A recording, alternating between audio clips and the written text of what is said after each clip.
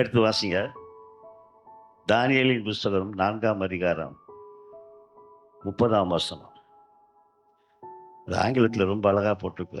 The king spake and said, Is not this great Babylon I have built, that I have built for the house of the kingdom of the mighty of my power and for the honor of my majesty.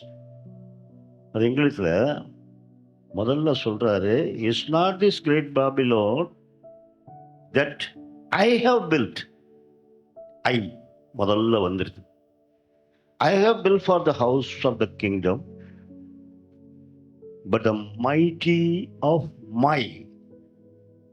முதல்ல I சொன்னாரு, இப்போ my power and for the honour of my majesty. தமிழ்ல, இது என் வல்லமையின் பராக்கிரமத்தினால் நான் கட்டின மகாபாபிலோன் அல்லவா என்று கேட்கிறார். அப்போ முதல்ல வந்து சொல்லி என் மகிமையின் பிரதானத்துக்காக தமிழ்ல இப்போ என் என்று சொல்லி நான் என்று முடிக்கிறார். அப்போ இந்த வார்த்தையை நாமும் கூட நிறைய தடவை சொல்லிடுறோம். வீட்டில் ஒய்ஃபுக்கும் ஹஸ்பண்டுக்கு வந்து, ஏய் பாய் பேசாத, ஏன்னா உங்கள் அப்பா வீட்டில் வந்து என்ன தூக்கிட்டு கிழிச்சிட்டா வந்துட்ட, சும்மா வந்த நாய், நீ வந்து இப்போ எனக்கு டிக்டேட் பண்ணி எனக்கு ஆலோசனை சொல்றியா? நான் சம்பாதித்து வாங்கின வீடு, நான் சம்பாதித்து. நீ சம்பாதிச்ச பிள்ளைங்களாம் யார் யார் சம்பாதிச்சது? கேட்குமா கேட்காதா? இன்றைக்கு அநேகருக்கு நான் என்ற அகம்பாவம், அதுதான் சொல்றேன், அகம்பாவம். அது தமிழ்ல ரொம்ப நாளா சொல்லியிருக்காங்க.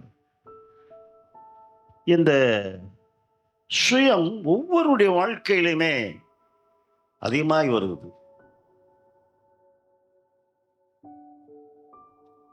ரெண்டு பேரு குடும்பத்தில் வந்து சமாதானமா இருக்கிறது இல்லை. உங்களுக்கு ஒரு ஆலோசனை, அந்த ஆலோசனை குடும்ப விருத்திக்காக உங்களுக்கு வரும். அதை உங்க துணைவியார்கிட்டையோ துணைவன்கிட்டையோ பகிர்ந்து கொண்டு இதை செய்யலாமா செய்யக்கூடாதா என்ற ஒரு ஆலோசனை கேட்டு ஒரு தீர்வுக்குள்ள வர்றீங்க பாருங்க, அது நல்லது. இந்த நான் என்று சொன்னவங்கெல்லாம் ஒண்ணும் இல்லாம போயிட்டாங்க, காணா பணமா போயிட்டாங்க. மறைந்த முதல்வர் அம்மா ஜெயலலிதா, இந்த அரசு உங்களுக்காக இந்த காரியங்கள்லாம் செஞ்சுன்னு ஒரு நாள் கூட சொன்னதே இல்லை. நீங்க அவங்களுடைய பழைய ஹிஸ்டரி எடுத்து பார்த்தீங்கன்னா தெரியும். நான் தமிழக மக்களுக்காக, நான் எனது, அப்படிதான் அந்த அம்மா சொல்லும். பாருங்க, கொஞ்சம் வயசுல போயிடுச்சு. நல்லலையா? ஆழ பிறந்தவள் வாழ பிறந்தவள்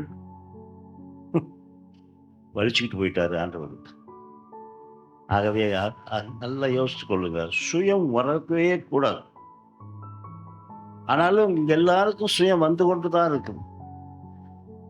மேல வருவாங்க, எத்தனையோ பிள்ளைகள் வரும் சபைக்கு, எல்லா பிள்ளைகளும் விட்டுருவாங்க, அவங்க பிள்ளைகளும் தட்டு. சுயம் அடுத்தவன் பிள்ளை வந்திருக்க, அதை பத்தி பண்றியா? நினைக்க மாட்டேன். இந்த சுயம் வந்து மனுஷனுக்கு, உங்களுக்கும் சரி எனக்கும் சரி காணப்படுகிற ஒண்ணுதான். அது பிறவியில பிறந்ததுதான். சுயம் என்பது தன்னை குறித்தும் தனக்கு உண்டானதை குறித்தும் பெருமையாக பேசுறது. நாங்க இதெல்லாம் சாப்பிட மாட்டோம். எங்க வீட்டுல எல்லாம் இப்படிலாம் கிடையாது. போய் பாருங்க, வீட்டுக்கு ஒரு தண்ணி கூட, தண்ணி வேணுமான்னு கேட்பாங்க. வீட்டில் வந்தால் தண்ணி எடுத்து வைக்க மாட்டாங்க. உங்களுக்கு தண்ணி வேணுமா, ஒரு டீ வேணுமா, உங்களுக்கு காஃபி இருந்தாலும் வச்சா ஒரு டீக்கு அவர் குடிக்காட்டிக்கு நஷ்டமான போயிட்டு போகுது, என்ன ஆயிட போகுது? அது செய்ய மாட்டாங்க. பெருமை. சிலருக்கு அந்த பெருமையினாலேயே அந்த எண்ணுவது பெருமையாக எண்ணுதல் பெரிய பெருமையாக நினைச்சுக்குவாங்க. தான் எப்படி இருந்தோம் என்ற ஒரு நிலைமையை யோசித்து பார்க்க மாட்டார். நல்ல வீடு கட்டியாச்சுன்னா வெளியில வந்து பார்த்தா என்ன அழகான வீடை கட்டி இருக்கிறோம். இப்படித்தான் அவரு நினைச்சார். யாரு? நேபுகாத் நேச்சார் என்ற மன்னன். நான் கட்டின பாபிலோன் உலகத்தில் ஒரு அதிசயமா இருக்கிற தொங்கும் தோற்றத்தையே நிர்மாணித்தவர் தான் இந்த நேபுகாத் நேச்சார். அந்த பெருமைப்பட்டாரு. உலக அதிசயத்தை உருவாக்கிய மன்னன் நேபுகாத் நேச்சர்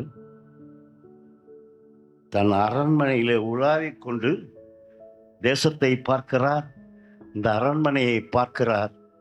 பாபிலோன் அரண்மனையில் இருக்கிற அங்குகள் எல்லாம் பார்க்கிறார். என்ன அழகா சித்திர வடிவா செஞ்சிருக்காங்க என்றெல்லாம் தன்னை குறித்து பெருமையாய் பேசிக்கொண்டே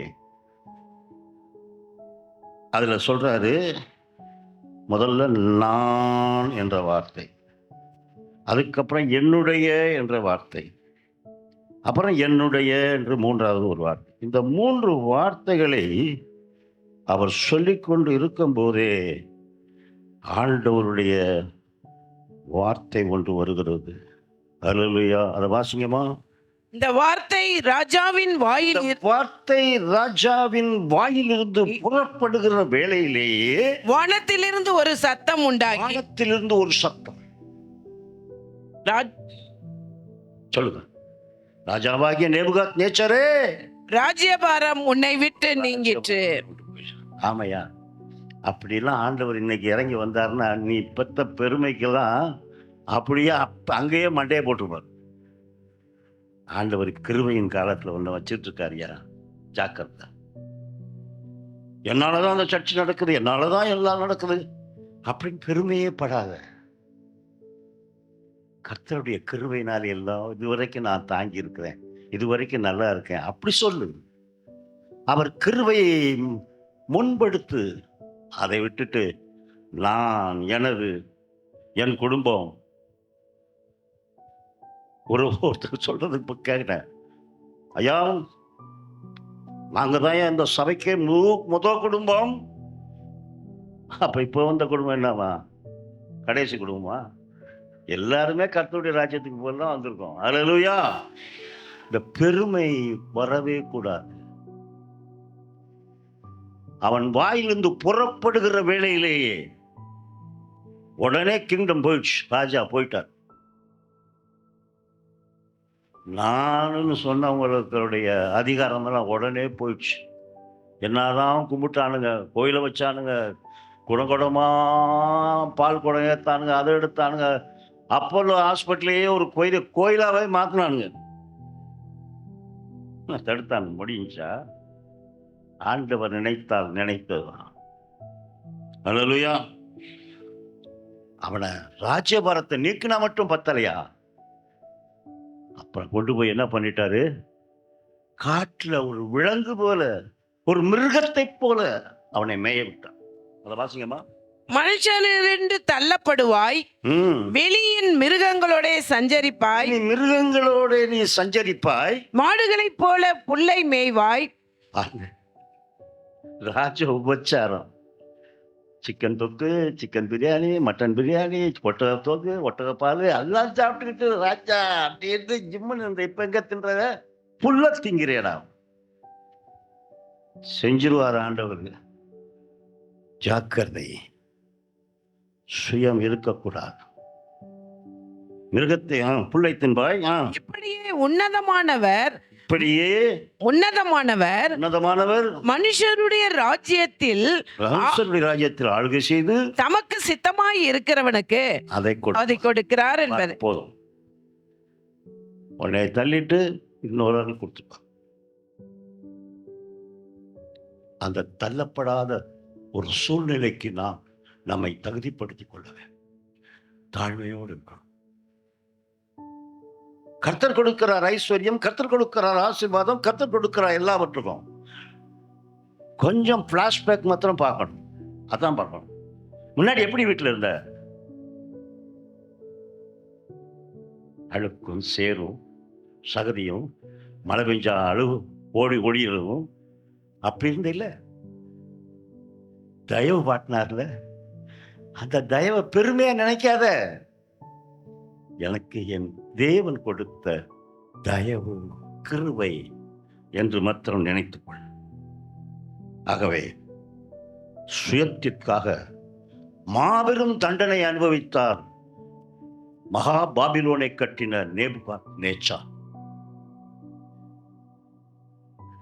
இன்றைக்கும் அவனுடைய புகழை பறைசாற்றிக் கொண்டிருக்கிற தொங்கும் தோட்டத்தையே அமைத்து கொடுத்தான் பாபிலோன்ல. அப்படிப்பட்ட ராஜா ஒரு மாபெரும் தண்டனையை பெற்றார். ஆகவே அருமையான தேவனுடைய பிள்ளைகள், எனக்கு தேவனுக்கு அன்பானவர்களே, சுயம் என்பது மகா கொடுமையான காரியம். ஆண்டவருக்கு முற்றிலும் அருவருக்கத்தக்கதானத ஒரு பாவம் அது. சுயத்தை தள்ளிவிடுங்கள். சுயத்தை தள்ளிவிட்டு ஒரு பாதுகாப்பை நாம் பெற்றுக்கொள்ள வேண்டும். அதற்காக நேரம் அதிகமாகிவிட்டபடினால ஒரு 3 குறிப்பு மட்டும் சொல்லிட்டு, நிறைய 7 குறிப்பு எடுத்து வச்சேன். ஒரு 3 குறிப்பு மட்டும் முக்கியமாக சொல்லி கடந்து நான் கொண்டு போகிறேன். முதலாவது, யாக்கோபு எழுதின புஸ்தகம்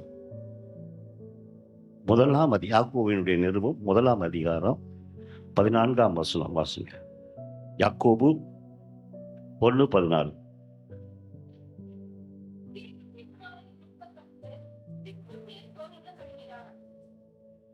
ஜேம்ஸ் 1:14.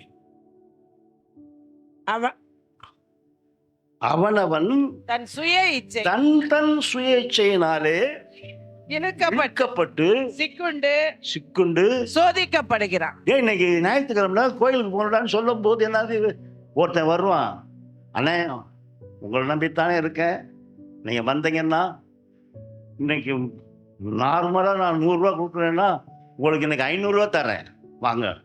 உடனே சர்ச்சை பாப்பான், 500 பாப்பான், சர்ச்சை பாப்பான், 500 பாப்பான். தன் சுய இச்சையினாலே, சர்ச்சு தானே எங்க போகுது, அடுத்த நாள் திரும்ப போய் சர்ச்சுக்கு போய்க்கலாம். ஜாக்கிரதை ஜாக்கிரதை. வசனம் ரொம்ப அழகா சொல்லுது. இந்த மாதிரிலாம் நம்ம எல்லாம் செய்வாங்கன்னு சொல்லித்தான் அப்பவே யாக்கோபு சொல்லிட்டார். அவன் தன் சுய இச்சையினாலே இழுக்கப்பட்டு சிக்குண்டு, அங்க போனா சிக்கல் வேற வந்துருமா, காலில் மாட்டிருக்கும், பெரிய சிக்கல் வந்துடும். ஒருத்தருக்கு தெரிஞ்சவர் தான், பெரம்பூர்ல இருந்தாரு. ஞாயிற்றுக்கிழமை நல்ல விசுவாசி, ஒழுங்கா சபைக்கு போவார், ஒழுங்கா ஆராதனைக்கு போவார், ஒழுங்கா எல்லாவற்றையும் செய்யக்கூடிய ஒரு உத்தம விசுவாசி என்று சொல்லலாம். ஒரு நாள் மனைவி பேச்சை கேட்டுக்கிட்டு அவரு மூணாறு போறதுக்காக வண்டியை எடுத்துக்கிறோம்னா, அப்போ அவர் பிறப்பு அந்த பிளான் போட்டு இருக்கும் போது பாஸ்டர் போயிருக்காரு. ஐயா, இந்த ஒரு ஞாயிற்றுக்கிழமை நான் சர்ச்சுக்கு வரமாட்டேன், என் மனைவி மூணாறு போகும்னு சொல்றான். தயவு செய்து அந்த விபரீத செயலை செய்து விடாதீங்க. இது தேவனுடைய நாமம், தேவனுக்கு கொடுங்க. இதுவரைக்கும் அழகா நீங்க செஞ்சுட்டு இருந்தீங்க, இப்ப ஏன் இந்த தவறு செய்றீங்க? மனைவியின் ஆசையை அப்புறம் நிராசையாக்கி விடாதீங்க, ஜாக்கிரதை. வேற ஒண்ணுமே சொல்லல அவர். அப்புறம் உங்க டிசிஷனுக்கு வச்சுக்கோங்க போயிட்டார். இந்த வண்டி புது வண்டி தான், அப்பதான் வாங்கியிருக்காரு, மாருதி ஆல்டோ 800. இது நடந்த கதை, பொய்யெல்லாம் நான் சொல்லலை. மூணாருக்கு போயிட்டாரு. கீழே கீழே கீழே போய் நின்றுட்டு மேலே வண்டி ஏறுது. அங்கே மூணாறு போனவங்களுக்கு தெரியும், அங்கே இருக்கிற ஜீப் டிரைவர்லாம் எப்படி ஓட்டுவான்னு. சும்மா ஜர்ன்னு வருவான், அப்படி இருப்பான். அந்த வளைவெல்லாம் அவனுக்கு தெரியாது. என்ன ஆச்சு? இவருக்கு சிட்டிக்குள்ள ஓட்டி தான் பழக்கம், ஹில் ஸ்டேஷன்லாம் ஓட்டி பழக்கம் இல்லை. அந்த பிள்ளைங்க சந்தோஷம். அவருக்கு 2 பிள்ளைங்க சந்தோஷமா போனாங்க. போயிட்டு நல்லபடியா போய் மூணாறுல இறங்கி, மூணாறுல கேரளா டூரிஸ்ட் அதில் போய் தங்கினாங்க. நல்லா சாப்பிட்டாங்க, இருந்தாங்க. வருகிற வழியிலே கொஞ்சம் சாயங்காலத்தில் கிளம்பிட்டாங்க. இருட்டாயிடுச்சு. இருட்டில் வண்டி வந்துகிட்டு இருக்கு. என்ன லைட்? அவன் லைட்டே அடிக்க மாட்டான். ஜீப்பு லைட்டே அடிக்க மாட்டான். அந்த அந்த ஏரியாவில் இருந்த அண்ணனுக்கு நல்லா தெரியும், ராஜுக்கு. அந்த ஏரியாலே இருந்தவர் அது. வண்டி பெரியார் பக்கம் போகும்போதெல்லாம் போகவே முடியாது. இவ்வளோ பயங்கரமா சைன்னு போவான். அது ஸ்டேரிங் இருக்கா, கிளச் இருக்குதா, எதுவுமே பார்க்க மாட்டான். வர வழியில ஒரு டேர்னிங்ல போய் லேசா, சரி டேர்னிங் தானே மெதுவாக போடான்னு போயிருக்காரு பாரு, நேரம் வந்தான், இடிச்சான். அங்கேருந்து வந்தவன், கீழே இருந்து வந்தவன் இடிச்சாங்க, தள்ளினாங்க. குடும்பமா காலி, குடும்பமா காலி. தேவ ஊழியக்காரன் சொன்ன வார்த்தையை மீறினாங்க. வேதம் சொன்ன வார்த்தையும் மீறினாங்க. ஜாக்கிரதை, ஜாக்கிரதை. என்னடா ஞாயிற்றுக்கிழமை வந்தா ஒரு ஆசீர்வாதமா? 5 ரூபா சம்பளம் வாங்குறியா, உனக்கு 50,000 சம்பளம் தர போறாரு ஆண்டவருக்கும் சொல்லுவாருன்னு வந்தா, இங்க வந்தா ஜாக்கிரதைங்க. ஆண்டவர் சொன்னதை சொல்றேன். நான் வேற ஏதாவது பிரசங்கம்லாம் எடுத்தேன், 2-3 பிரசங்கம். சேனைகளின் கர்த்தர் என்னும் நாமம் மகத்துவம் வல்லமை உள்ளமாகும் அப்படின்லாம் எடுத்தேன். ஆனா ஆண்டவர் இதைத்தான் திரும்ப திரும்ப சொல்றாரு, சொல்லு சொல்லு சொல்லுன்னு. ஆக சுய சித்தத்துக்கு தன்னை ஒப்பு கொடுத்தான். நிறைய பேர்களுக்கு என்ன தெரியுமா? என்னங்க பாஸ்டர் டைட்ஸ் போட வேணான்றாரு, அது போட வேணான்றாரு. என்னது? I want to enjoy the life. I do not want the old fashion. I want the current fashion. நிறைய பேருக்கு I want to enjoy. I want to enjoy all the pleasures of the world. அங்க போகணும், இங்க போகணும், ஊர்வலம் போகணும், அங்க போகணும், ஏற்காடு போகணும், எங்கேயும் போல. ஆனா ஆண்டவருடைய வார்த்தையை மீறி போனேன்னா, ஆண்டவருடைய வார்த்தையை மீறி 5 காசுக்கு போயிட்டு 50,000 நஷ்டத்தை ஏற்படுத்துவார் ஆண்டவர். கண்ணீர் விட வச்சிருவார். ஒருவேளை அவருக்கு குடும்பம் போனாங்க, அப்படி இல்லாம ஒரு ஆபத்தை கொடுத்துருவார், நஷ்டத்தை கொடுப்பார். நஷ்டத்தை அவர் கொடுக்கறது இல்லை. நீ பிசாசுக்கு என் பேச்சை கேட்காம ஆலயத்துக்கு போடையில நான் கொடுக்குறேன்னு அவன் கொடுக்கலாம், அது ஆண்டவர் தடுக்கவும் மாட்டாரு, விட்டுருவார். யோபுக்கு என்ன செஞ்சாரு? பெர்மிஷன் வாங்கிட்டான். பிசாசு போய் என்ன செஞ்சிட்டான்? அவனுக்கு நீ இருக்கிறதுனால தானே இவ்வளோ கொழுப்பு, அவனை விட்டு கொஞ்சம் நான் அவனை பார்க்குறேன் அப்படின்னா ஆண்டவனும் சரின்னு விட்டார். ஆனால் அவன் உத்தமத்தில் உறுதியாகும். ஆகவே அருமையான தேவனுடைய பிள்ளைகளே, இன்றைக்கு வாலிபர்கள் உலகத்தில் உள்ள எல்லாவற்றையும் அனுபவிக்க வேண்டும் என்றார் எண்ணம். அதிலே இப்போ வந்துருச்சு செல்போனு. திறந்தாலே ரம்மின்றான், சும்மா கம்மியான விளையாட்டு தான்றான், அதில் போய் சிக்கிக்கிறாங்க. இப்படி எல்லாவற்றிலும் பாவம் நிறைந்த இந்த உலகத்திலே, ஆனால் இந்த நவீன கண்டுபிடிப்புகளை எல்லாம் எதற்காக ஆண்டவர் கொடுத்தாரு? இதன் மூலமாக நம்முடைய ராஜ்யம் கட்டப்பட வேண்டும் என்பதற்காக. இன்னைக்கு அதனால தான் பாப்பா அனௌன்ஸ்மெண்ட் சொல்லும் போது இன்ஸ்டாகிராம் இருக்குது, ஃபேஸ்புக் இருக்குது, மற்ற எல்லாத்துலேயும் இருக்குது, வெப்சைட்டில் போய் பாருங்க. இல்லை, இந்த ஞானத்தை ஏன் கொடுத்தாரு? ஆண்டவருடைய ராஜ்யம் பரம்புவதற்காக கொடுத்தார். ஆனால் அதை இன்னொரு கூட்டம் அசிங்கத்துக்கு கொண்டு போய்கிட்டே இருக்கிறார். ஆகவே வாலிபர்களே, வாலிப பெண்களே, வாலிப ஆண்களே, இதில் போய் மயங்கி விழுந்துடாதீங்க. உங்க சுய சித்தத்திற்கு, அதான் யாக்கோபு சொல்றாரு, இது என்ன தெரியுமா? லஸ்ட் ஆஃப் செல்ஃபிஷ்ல இருக்கக்கூடிய ஒரு ஆசை, சுய ஆசை. அந்த ஆசையில போய் இதையும் அதையும் பார்க்கணும்னு இந்த நான் எல்லாவற்றையும் செய்ய ஒரு நேரம் இருக்கு. ஏற்ற காலத்தை உனக்கு தர்றதுக்கு ஆண்டவர் காத்திருக்கிறார். எப்ப கல்யாணம் ஆகணுமோ அப்பதான் கல்யாணம் ஆகும். நீ பாட்டுக்கா போயிட்டு பார்க்குற ஆளுலாம் லவ், இப்போ நல்லா இருக்கான், ஜிம்முக்கு போய் நல்லா கம்முன்னு இருக்கான்றான். அப்புறம் கம்முன்னு இருப்பான், உனக்கு அப்புறம் கும்முன்னு வைப்பான். ஜாக்கிரதை. நிறைய பேர் இப்போ ஏமாந்துடுறாங்க வாலிப பிள்ளைங்க. வாலிப நாட்களிலே கர்த்தரை தேடணும். வயது பெருசாக முன்பாக ஆண்டவரை நீ தேடணும்.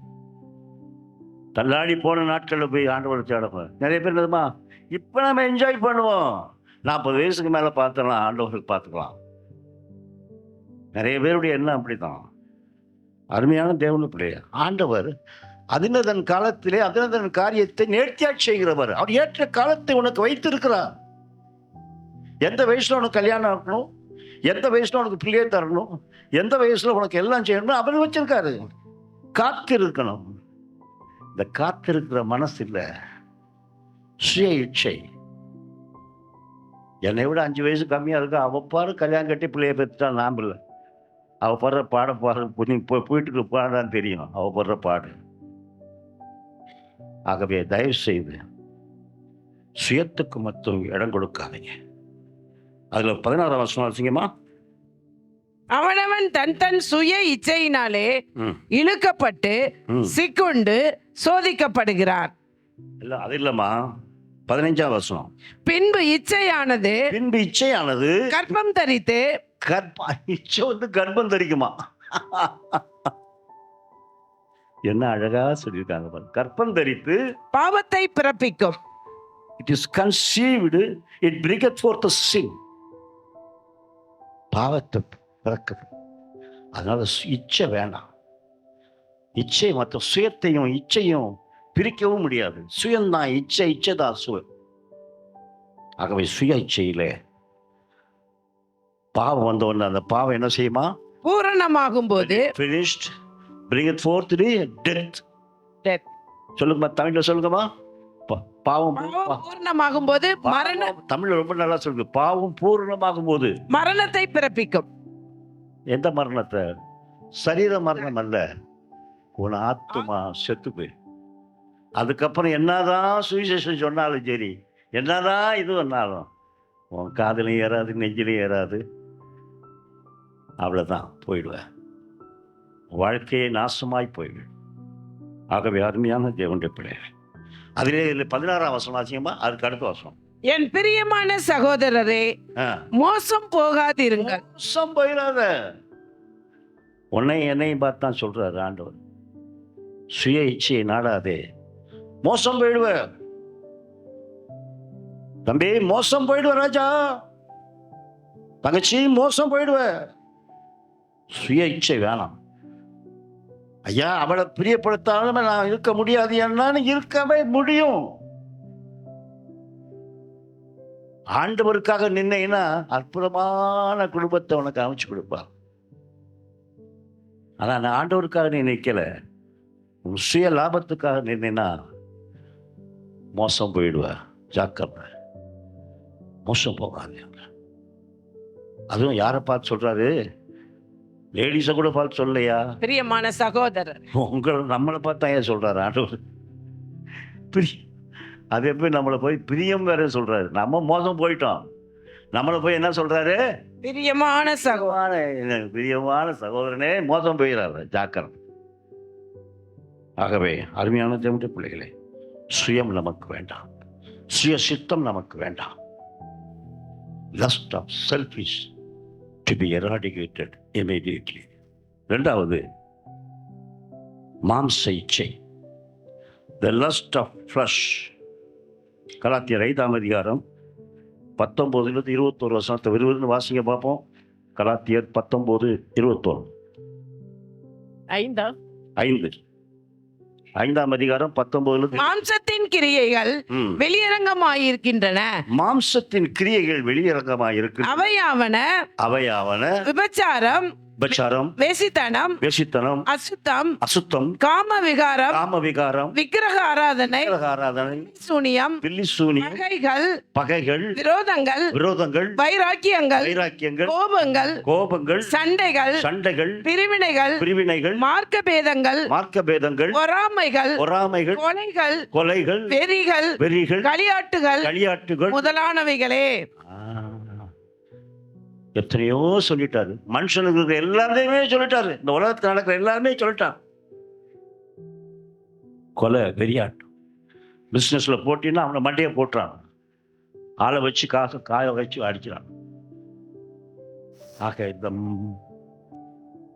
சரீரத்துக்காக, சரீர நன்மைகளுக்காக, சரீர இச்சைகளுக்காக எல்லாவற்றையும் கொடூரமான காரியங்களை செய்ய இந்த சரீரம், இந்த மாம்சத்தின் கிரியைகள் நம்மை ஆண்டவருக்கு முன்பாக அந்த கடைசியில் எவையும் செய்கிறவங்க, இப்படிப்பட்டவைகளை செய்கிறவர்கள் தேவனுடைய ராஜ்யத்தை சுதந்தரிப்பதில்லை என்று. நீ வந்து 1000 தான் இயேசுவே இயேசுவே கையை தூக்க காலை தூக்க எல்லாம் நடக்காதுயா, நடக்காது.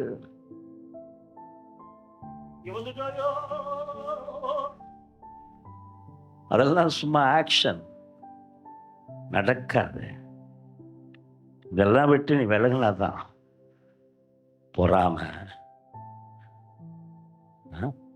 பக்கத்து வீட்டுக்காரன் எப்படா சாவான், நம்ம அந்த வீட்டை சுதந்திரிக்கலாம், இப்படிலாம் நினைக்கிறீங்கள? இவைகளெல்லாம் மாம்ச இச்சைகள். The lust of flesh will be eradicated. It should be eradicated. அதை நீ எடுக்கணும். அப்படி எடுக்காம இருந்தீங்கன்னா தேவனுடைய ராஜ்யத்தை என்ன செய்ய மாட்டேன், சுதந்தரிப்பதில்லை. சுதந்திரிப்பா அதை பத்தி சொல்லவுமே உனக்கு லாயக்கு இல்லை. நீ சர்ச்சைக்கு வந்து லாயக்கு இல்லை, ஏசுனா அதை சொல்லி லாயக்கு இல்லை, பைபிளை தூக்கவே எனக்கு லாயக்கு இல்லை. சுதந்திரிப்பதில்லை என்று முன்னே நான் சொன்னது போலவே எப்பொழுதும் உங்களுக்கு சொல்கிறேன். அன்னைக்கு சொன்ன யாக்கோபு இன்னைக்கு வந்துட்டு உயிரோட வந்து சொல்றாரு, ஜாக்கிரதை ஜாக்கிரதை. லவ்வு குப்பு ஜப்பு புப்பு எல்லாம் வேண்டாம். ஆண்டவருடைய நியமப்படி உனக்கு ஏற்ற காலத்தில் எல்லாத்தையும் இந்த மாம்ச இச்சைக்கு இடம் கொடுக்காத. அவன் தொடுவான், தொடுறவன் தொட்டு சாகட்டும். நீ பெர்ஃபெக்டா, நீ பெர்ஃபெக்டா.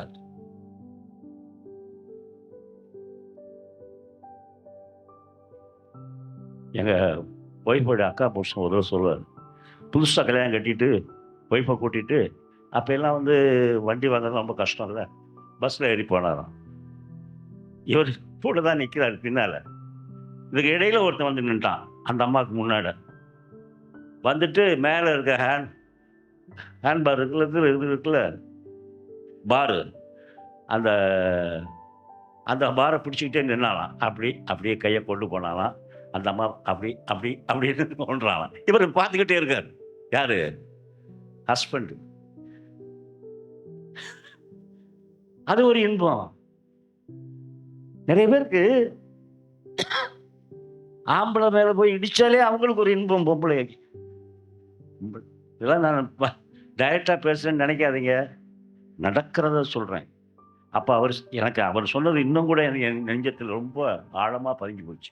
அவர் சொன்னாரு, அவனை கூப்பிட்டு அடிக்கலை திட்டலை. அப்படி அவர் அந்த பஸ்ஸில் அவர் திட்டிருப்பார், அடிச்சிருப்பாருன்னா அந்த அம்மாவுக்கு வெக்கமாக போயிருக்கும். ஒரே வார்த்தை சொன்னாராம், தம்பி திரும்ப பாருங்க, அவங்களுக்கு நான் தான்ப்பா ஹஸ்பண்டு, என் ஒய்ஃப் தான்ப்பா அது, அவ்வளோதான், போயிட்டான். அப்படி ஞானமாக நடந்துக்க. அந்த ஞானத்தை கற்றுக் கொடுத்துருக்காரு. ஆகவே தயவு செய்து மாம்ச இச்சைக்கு இடம் கொடுக்காதீங்க. காயினொன்னு ஏபலுக்கும் என்ன ஆச்சு? ஏபலுடைய காணிக்கையை கர்த்தர் அங்கீகரிச்சுட்டாரே. மாடு மேய்க்கிற பையவன், நான் நாளெல்லாம் நெத்தி நிலத்துல உழுது வயலை அறுத்து காணிக்கையை தூக்கிட்டு போறேன், என்னுடைய காணிக்கை அங்கீகரிக்கலையே. தேவன் நீங்கள் கொடுக்கிற காணிக்கையை மற்றவர்களுக்காக பெரிய பெருமையா கொடுக்காதீங்க. தேவன் உள்ளத்தை பார்க்கிறார், வெளி தோற்றத்தை பார்க்கறதில்லை. நீ உள்ளத்துக்குள்ளே ஆண்டவருக்காக செய்ய வேண்டும் என்று உத்வேகத்தோடு வந்து நீ கொடுப்பாயானார் அந்த காணிக்கை கர்த்தர் ஆசீர்வதிப்பார். காயின் அப்படி இல்லை, அதனாலதான் அவனை தண்டிச்சாரு. அது மட்டும் இல்ல, அந்த காயினுடைய பொறாமை எப்படி போயிடுச்சு, மாம்ச இச்சை எங்க போயிடுச்சு, கொலைக்கு போயிடுச்சு. சொந்த தம்பியை கொலை பண்ணிட்டான்.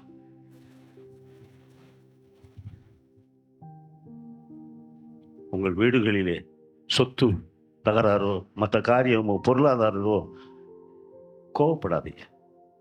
பிள்ளைங்க மேல கோவப்படாதீங்க, தகப்பன் மேல கோவப்படாதீங்க, சகோதர சகோதரி மேல கோவப்படாதீங்க, நண்பர்கள் மேல கோவப்படாதீங்க. அமைதியா இருக்கு, அமைதியா இருக்கு, கர்த்தர் பார்த்துக் கொள்வார். அல்லேலூயா. அதேதான் சவுலினுடைய மானத்தையே காப்பாத்தினாரு தேவீது. அந்த இஸ்ரவேல் சமஸ்தத்துக்கே மானத்தை காப்பாத்தின ஒரே மகன் தாவீது. ஆனா அவர் மேல குற்றஞ்சாட்டி அவரை தெள்ளு பூச்சி போல தெற்கே ஓடினாரு பாருங்க சவுல். என்னாச்சு? சவுலுடைய மரணம், சவுத்துல குத்தி சாகடிக்கலாம். அருமையான தேவனுடைய பிள்ளைகளே, லஸ்ட் ஆஃப் ஃப்ளஷ் இருக்கவே கூடாது, மாம்ச இச்சை இருக்கவே கூடாது. அது சுயத்தை மட்டுமல்ல, எல்லாவற்றையும் உங்களை நாசமாக்கிவிடும். ஆகவே அருமையான தேவனுடைய பிள்ளைகளே, சுயத்தின் வெளிப்பாடுதான் நமக்கு. உதாரணமாக 2 பேரை வச்சிருக்காரு ஆண்டவர். எத்தனையோ பேரை வச்சிருக்காரு பைபிள்ல. அதுல முக்கியமா சவுலும் தாவீதும், காயின் ஏபேல், இவருடைய வாழ்க்கையை பார்த்து நாம் திருந்திக் கொள்வோம். அப்படி திருந்தாவிட்டால் நீங்கள் தேவனுடைய ராஜ்யத்தை சுதந்திரிக்க முடியாது, அதில் நீங்கள் பிரவேசிக்கவும் முடியாது. 3வது ஒன்றை சொல்லி சீக்கிரமா முடிக்கிறேன். எசாயாவின் புஸ்தகம் 14ஆம் அதிகாரம் 12ஆம் வசனம் வாசிங்க.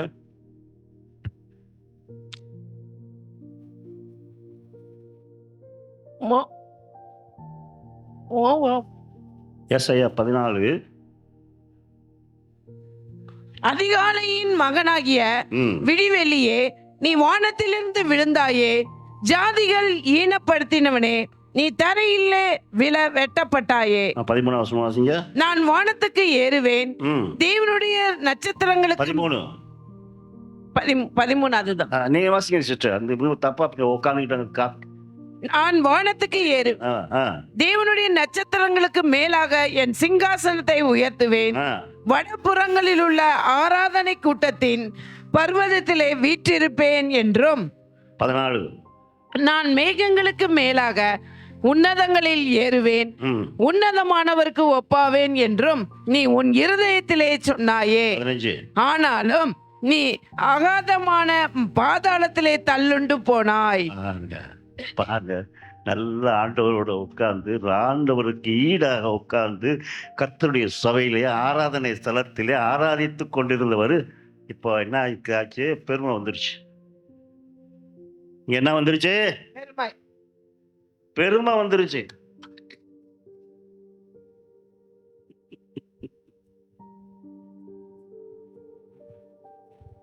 The unnecessary proud. அதில் இங்கிலீஷில் பார்த்தீங்கன்னா ஹாட்டின்னு போட்டுக்குவோம். ஹாட்டி, HAOGHTY, ஹாட்டி. ஹாட்டின்னு சொன்னால் தன்னை பற்றி நினைக்கிறது கிடையாது. தான் யார், எப்படிப்பட்ட புதிலிருந்து வந்தவன், பிச்சை எடுத்துக்கு கிடந்தவனை கொண்டாந்து பெரிய ஆளை வைக்கணும்னா பொம்பளை காலில் விழுந்து சீஃப் மினிஸ்டர் ஆக்குனா அவன் எப்படி பண்ணுவான்? பெருமை தான் கொண்டு வரும். ஆகவே இந்த லூசிபர் என்ன பண்ணாரு? அங்கே ஆராதனை ஸ்தலத்தில் அழகா ஆண்டவர் வச்சு ஆராதனை பண்ணினார். அவனுக்கு பேர் என்ன சொல்றாரு? 12ஆம் வசனத்துல, விடிவெள்ளியின் மகனே. பாருங்க, அதிகாலையின் மகனாகிய விடிவெளியே அதிகாலையிலே ஆண்டவரை துதிக்கிற ஒரு பக்குவத்தை கொடுத்த ஒரு மாபெரும் ஆராதனை வீரன் அவர். அந்த ஆராதனை வீரர் ஆண்டவருக்கு ஈடாக தன்னை கொண்டு வரும். நிறைய பேர் அன்னை எப்ப காலியாகுமான், திண்ணை எப்ப நமக்கு கிடைக்கும் பார்க்கிறான். கர்த்தரை நீ உயர்த்துகிறாயா, உயர்த்து, அதனால நான் சந்தோஷப்படுறேன் அப்படி நினைக்கிறது இல்லை. நினைக்காம பொறாமை எண்ணங்கள் தான் நான் என்ன அழகா பாடுறேன், என் பாட்டு என்ன இவர் பாட விட மாட்டேங்கிறாரே. அன்னெசரி ப்ரௌடு வேணாமா. ஆண்டவர் உன்னை உயர்த்த சித்தம் கொண்டால் நிச்சயம் சித்தம் கொள்வார். அதற்கான ஏற்பாடுகளை எல்லாம் கர்த்தர் செய்வார். அவன் கொஞ்சம் காத்திருக்காதபடி, ஆண்டவருக்கு ஈடாக தன்னை நினைத்தபடினாலே அகல தாதாளத்தில் தள்ளுண்டு போனான். ஜாக்கிரதையா இருக்க. வீண் பெருமை நமக்கு வேண்டாம், வீண் பெருமை நமக்கு வேண்டாம். ஆண்டவருக்கு மகிமையாய் வாழுங்க, மகிமையாய் வாழுங்க. அதை உணர்ந்து கொள்ள வேணும்.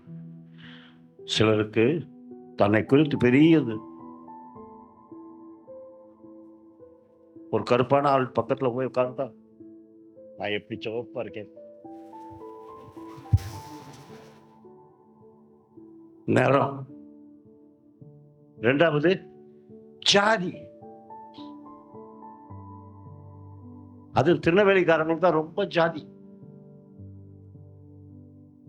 திருநெல்வேலி, புதுக்கோட்டை, சிவகங்கை மாவட்டங்களே இருக்காங்க பாருங்க. அவங்க மதுரை மாவட்டத்தில் அவ்வளோ பார்க்க மாட்டாங்க.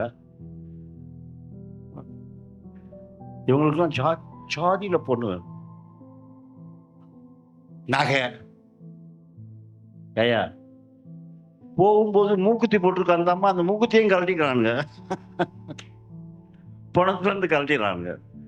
நகை ஜாக்கிரதை, ஜாக்கிரதை. இது நான் சொல்லல, கரு அந்த மாதிரி ஏசாயாவே சொல்லிட்டாரு. அந்த வீண் பெருமையினாலே விழுந்தான். தேவன் கொடுத்த சாக்கியத்தை பெருமைப்படுத்த வேண்டுமே ஒழிய அதை தரக்குறைவா நினைச்சிட்டு நீ நிர்ணயானால் அதெல்லாம் பாதாளத்துக்கு தள்ளி போவான். நிறைய பேருக்கு அதான் தாம் வீடு, வேலை, இதுல எல்லாம் பெருமை. தன்னுடைய பழைய நிலையை உதர்ந்ததில்லை. ஆண்டவர் உனக்கு கொடுத்த மகிமையான அனுபவங்களை நினைச்சு பார்க்கணும். ஆண்டவர் எனக்கு இவ்வளவு நன்மை செஞ்சிருக்கார், அவருக்காக நான் வாழ்வேன். வீணான பெருமைகள் வேண்டாம். வீண் பெருமை, என்ன பாரு, என் அழக பாரு என்று சொல்லி இப்படி போவாயானால் உனக்கு கொடுத்த வசதிகள் என் பிள்ளைக்கு அருமையா வாழட்டும் என்ற கர்த்தர் கொடுத்த பிச்சை. இந்த வசதிகளை எனக்கு ஆர்ப்படி தருவார ஆண்டவரு. எப்படி வந்த இந்த மெட்ராஸுக்கு நான் என்று என்னைத்தானே நான் சோதி தெரிய வேணும். வீண் பெருமை கொள்ளவே கொள்ளாது. வீண் பெருமை என்னில் இடம் பெற்றால் ஈட்டி பாய்ந்த டக்கு டக்குன்னு எடுத்துறீங்க. ஏயா ஒன்று மெசேஜ் கொடுத்துக்கிட்டு இருக்கும்போது அதுக்கு இருக்கு இல்லையா? ஈட்டி பாய்ந்த வீண் பெருமை என்னில் இடம் பெற்றால் முள்முடி பார்த்திட எங்குகிறார்.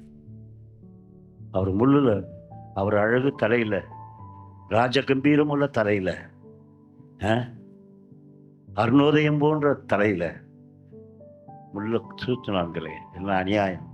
அதுபோலதான் உனக்கு கொடுத்த இந்த காரியங்களில நீ ஆண்டவரை மட்டும் குற்றப்படுத்தார், துக்கப்படுத்தார். வீண் பெருமை நமக்கு வேணாம். கடைசியாக ஒன்றை சொல்லி முடிக்கிறேன். 4வது கலாத்தியர்ல 2ஆம் அதிகாரம் 20ஆம் வசனம் வாசிங்க. கலாத்தியர் 2:20. கிறிஸ்துவுடனே கூட சிலுவையில் அறையப்பட்டேன், ஆயினும் பிழைத்திருக்கிறேன். இனி நான் அல்ல, கிறிஸ்துவே எனக்குள் பிழைத்திருக்கிறார். நான் இப்பொழுது மாம்சத்தில் பிழைத்திருக்கிறதோ என்னில் அன்பு கூர்ந்து எனக்காக தம்மை தாமே ஒப்பு கொடுத்த தேவனுடைய குமாரனை பற்றும் விசுவாசத்தினாலே பிழைத்திருக்கிறேன். நல்லா சொல்றாரு பாருங்க. கிறிஸ்துவுடனே கூட சிலுவையில் அறையப்பட்டேன், ஆயினும் பிழைத்திருக்கிறேன். இனி நான் அல்ல, கிறிஸ்துவே எனக்குள் பிழைத்திருக்கிறார். கிறிஸ்து தான் எனக்குள் பிழைத்திருக்கிறார். இன்னைக்கு நான் பிழைச்சு வந்திருக்கிறேன்னா நான் வரலையா, நான் வரல, இயேசுதான் பிழைத்து வந்திருக்கிறார். இல்லைன்னா என்னைக்கோ என்னைய கொண்டு போய் கீழ்பாக்கு சிமெட்ரியில் வச்சிருப்பாங்க, மதுரை தத்தநேரி சுடுகாட்டில் வச்சிருப்பாங்க. எப்படியோ பழைச்சு வந்துட்டேன். இப்ப மாம்சத்துல பிழைச்சிருக்கிறது என்னில் அன்பு கூர்ந்து எனக்காக தம்மை தாமே ஒப்பு கொடுத்த தேவனுடைய குமாரனை பற்றும் விசுவாசத்தினாலே நான் பிழைத்திருக்கிறேன். நான் அல்ல, இயேசு என்னிலே வாழ்கிறார். எல்லாம் அப்படி எழுந்திருப்போம்.